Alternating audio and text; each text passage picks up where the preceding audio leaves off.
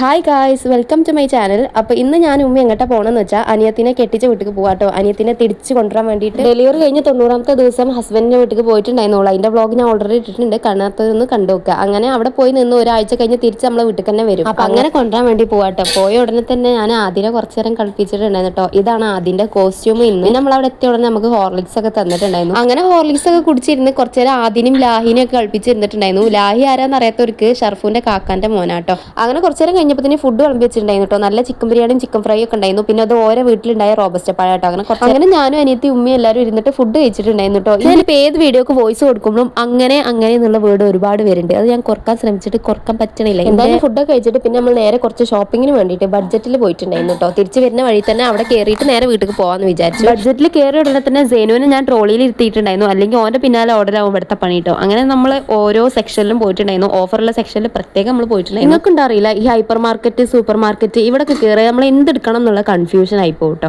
നമ്മൾ എടുക്കാൻ വന്ന സാധനം എടുക്കൂല, മൈൻഡിൽ പോലും ഇല്ലാത്ത സാധനങ്ങൾ അവിടെ നിന്ന് എടുക്കും ചെയ്യും. എന്തായാലും എടുത്ത സാധനങ്ങളൊക്കെ ബില്ല് ചെയ്ത് അവിടുന്ന് ഒരു കൂപ്പൺ കിട്ടിയപ്പോൾ അതും ഫില്ല് ചെയ്തിട്ടതിന് ശേഷം തിരിച്ച് വീട്ടിൽ പോണ വഴിയിൽ ഒരു കരിമ്പ് ജ്യൂസും കുടിച്ചിട്ടുണ്ടായിരുന്നു കേട്ടോ. അപ്പോൾ ഇന്നത്തെ വീഡിയോ എത്ര ഉള്ളൂ. അടുത്ത വീഡിയോയിൽ കാണാം. ബൈ.